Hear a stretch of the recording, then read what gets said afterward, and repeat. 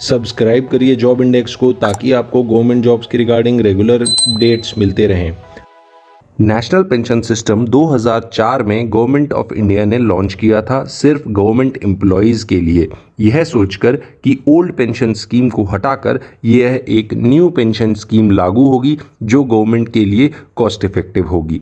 इसमें गवर्नमेंट आपसे कुछ अमाउंट डिडक्ट करके आपकी सैलरी से या आप जितना अमाउंट इन्वेस्ट करना चाह रहे हैं उतना ही अमाउंट गवर्नमेंट अपनी ओर से एडअप करेगी और वह इन्वेस्ट करेगी स्टॉक्स में या बॉन्ड्स में। तो क्या है इसकी एलिजिबिलिटी? सबसे पहले एलिजिबिलिटी में हम देखेंगे कि अगर आपकी age 18 to 70 years of age तक है तब तक आप इसमें इन्वेस्ट कर सकते हैं। क्योंकि यह 2004 में लॉन्च हुई थी सिर्फ गवर्नमेंट एम्प्लॉयज़ के लिए, उसके बाद डिमांड बढ़ी कि इसे प्राइवेट एम्प्लॉयज़ के लिए भी लॉन्च करना चाहिए। तो 2009 में यह बिजनेसमैन्स, प्राइवेट एम्प्लॉयज़ और एनआरआईज के लिए लॉन्च करी गई। यानी अगर आपका खुद का कुछ बिजनेस है, आप खुद कुछ अमाउंट अर्न करते हैं, तो उसमें से आप अगर पेंशन के लिए इन फ्यूचर अमाउंट जोड़ना चाहते हैं तो आप ये सिस्टम में इन्वेस्ट करके अपने फ्यूचर में एक कंट्रीब्यूटरी पेंशन जोड़ सकते हैं। इसमें जो कंट्रीब्यूशन होता है वो दो टाइप का होता है, क्योंकि आपके दो अकाउंट खुलते हैं, एक टीयर 1 अकाउंट, एक टीयर 2 अकाउंट। टीयर 1 अकाउंट में मिनिमम कंट्रीब्यूशन सालाना आपको 6,000 रुपये का करना पड़ेगा। यह 500 रुपये पर मंथ के हिसाब से हो सकता है या उससे ज़्यादा हो सकता है। जितना भी अमाउंट आप कंट्रीब्यूट करेंगे उतना ही अमाउंट गवर्नमेंट कंट्रीब्यूट करेगी और वह टोटल को इन्वेस्ट कर दिया जाएगा बॉन्ड्स में या फिर किसी भी स्टॉक में।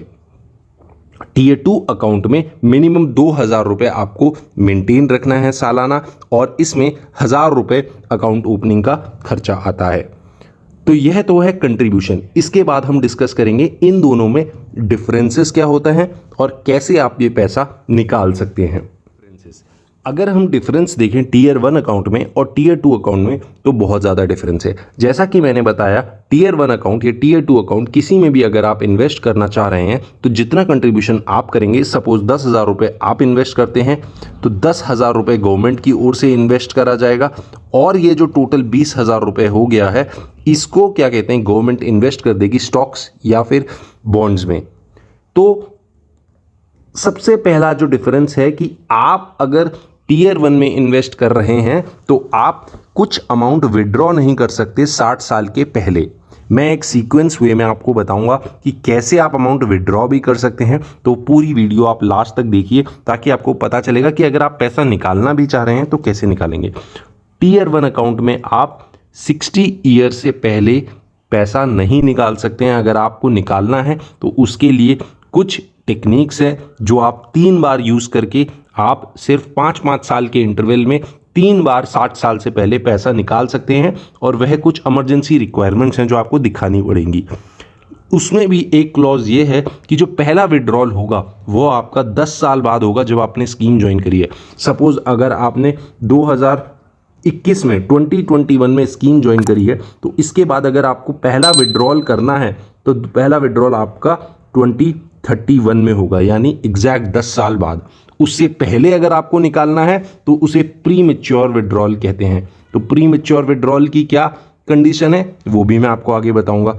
अगर आप टीयर 1 में इन्वेस्ट कर रहे हैं और आप पैसा निकाल रहे हैं, पार्शियल विड्रॉल कर रहे हैं, यानी 5-5 बार का हिसाब से 5-5 साल के हिसाब से अगर आप पैसा निकाल रहे हैं तो पार्शियल विड्रॉल करने में आपको टैक्स एग्जेम्पशन मिलता है। जी हाँ, आपको टैक्स नहीं पे करना पड़ेगा जो अमाउंट आपके अकाउंट में आएगा निकालने के बाद।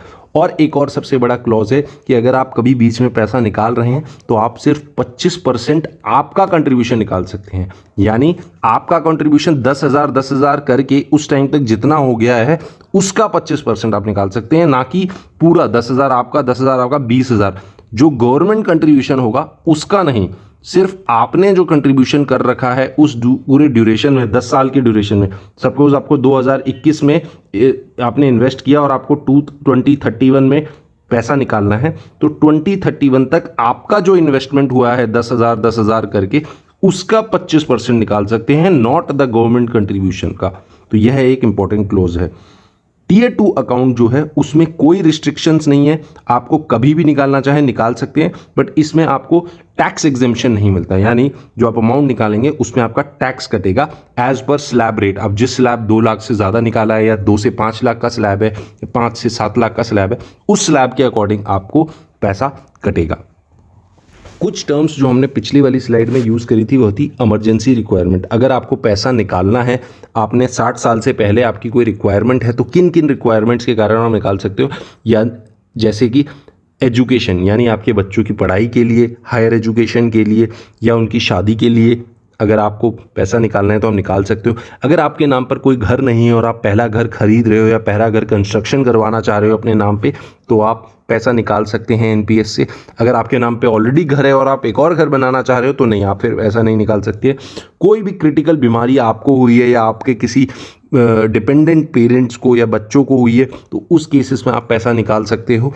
कोई लाइफ थ्रेटनिंग डिजीज़ अगर आपको हुआ है या किसी भी आपके रिलेटिव्स जो आप पे डिपेंडेंट हैं, जैसे कि वाइफ हो गई, बच्चे हो गए, पेरेंट्स हो गए, इन लोग को हुआ है, तो आप इन इमरजेंसी रिक्वायरमेंट्स के कारण पैसा निकाल सकते हैं। कब कब निकाल सकते हैं? आफ्टर 10 ईयर ऑफ इन्वेस्टमेंट, 10 साल की इन्वेस्टमेंट के बाद, और हर 5 साल में आप निकाल सकते हैं, 3 बार सिर्फ 5-5 साल के इंटरवल में।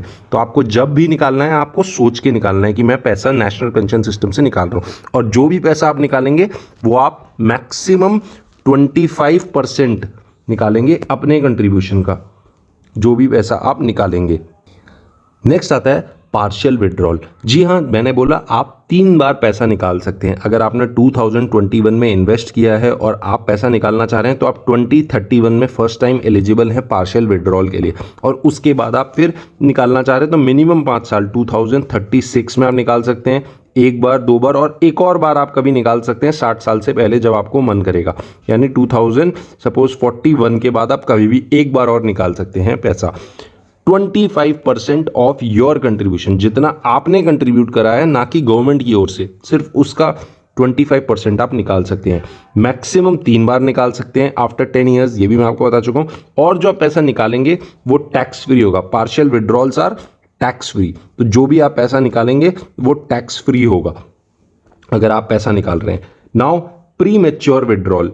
प्री मैच्योर विड्रॉल क्या होता है कि अगर सपोज आपने 2021 में पैसा इन्वेस्ट किया और 2031 से पहले, 2031 से पहले आपको लग रहा है कि हाँ आपकी कोई रिक्वायरमेंट है या आपको ये स्कीम पसंद नहीं आ रही, आप पैसा निकालना चाह रहे हैं, तो हाँ आप 10 साल के पहले भी पैसा निकाल सकते हैं।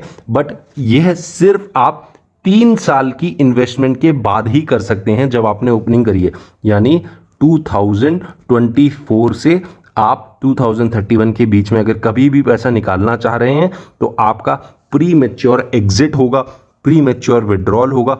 इसमें आपको 20% जो आपका टोटल अमाउंट जुड़ गया है एनपीएस कॉर्पस, यानी जो अमाउंट आपने भेजा हुआ है आपके ओर से, योर साइड से, प्लस गवर्नमेंट कंट्रीब्यूशन, इन दोनों का, गवर्नमेंट कंट्रीब्यूशन और आप दोनों का मिलाकर 3 साल में जितना पैसा जुड़ा है 20% आप उसका निकाल सकते हैं। इसमें सिर्फ आपका कंट्रीब्यूशन नहीं, इसमें सिर्फ गवर्नमेंट कंट्रीब्यूशन भी देखा जाएगा, सिर्फ आप उसका 20% निकाल सकते हैं, और जो बाकी का 80% होगा उस 80% को आपको यूज करना है किसी भी एन्युइटी को लेने के लिए। एन्युइटी यानी एक ऐसे एन्युइटी सर्विस प्रोवाइडर से आपके पास जाना पड़ेगा जो आपको पेंशन के फॉर्म में हर मंथ में आपको वो इनकम दे सके जब तक आपका ड्यू होगा।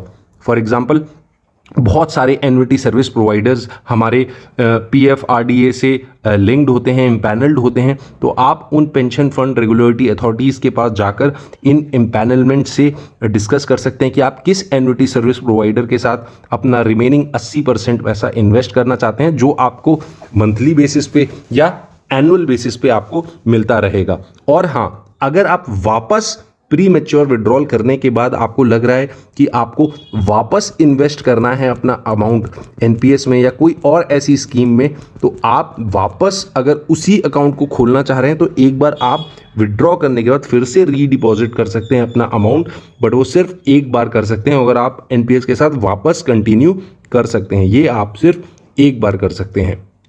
इसके बाद मैं आपको बताऊंगा कि कैसे आपको एनपीएस में इन्वेस्ट करना है। नेशनल पेंशन सिस्टम में अगर आपको इन्वेस्ट करना है तो आप अपने किसी भी near by point of presence में जा सकते हैं जो गवर्नमेंट ने सेट करे हैं, जैसे कि एलआईसी की ऑर्गेनाइजेशन हो गई, एसबीआई हो गया, पोस्ट ऑफिस हो गए, आईसीआईसी बैंक्स हो गए, कोई भी कोटक महिंद्रा बैंक हो गए। ऐसे ऑर्गेनाइजेशंस, ऐसे बैंक्स में, ऐसे एलआईसी इंश्योरेंस कंपनी के ऑफिसेज में आप जा सकते हैं जहां पर से आप जाके फॉर्म लेकर आप एक नेशनल पेंशन सिस्टम का फॉर्म भर के अपना आधार लिंक करके 3-4 डॉक्यूमेंट्स दिखा के, फोटोग्राफ्स दिखा के आप एक अकाउंट खोल सकते हैं, टियर 1 अकाउंट, जिसमें आपको मैंने जैसा बताया जितना कंट्रीब्यूशन करना है मंथली बेसिस पे मिनिमम आप उतना कर सकते हैं। इसके साथ दूसरा ऑप्शन आपके पास है ऑनलाइन भी आप enps.nsdl में जाकर एक अकाउंट खोल सकते हैं, ऑनलाइन रजिस्ट्रेशन कर सकते हैं, फिर जो डॉक्यूमेंट्स वेरिफिकेशन की लिस्ट वो मांगेंगे वो आप प्रेजेंट कर सकते हैं और उसके बाद आप अपना अकाउंट खोल सकते हैं। गवर्नमेंट जो आपका पैसा लेती है, फॉर एग्जांपल 10,000 आपसे लेगी और 10,000 अपने ओर से जोड़ेगी। अगर 10,000 कंट्रीब्यूशन आप मंथली कर रहे हैं या 5,000 आप मंथली कंट्रीब्यूशन कर रहे हैं तो गवर्नमेंट भी आपके तरफ से 5,000 अपने तरफ से गवर्नमेंट मिलाएगी। यानी ये टोटल 10,000 रुपये गवर्नमेंट स्टॉक्स में डाल देगी, इक्विटीज़ में डालेगी, बॉन्ड्स में डालेगी, जो आपको रिटर्न देंगे in future in the form of pension.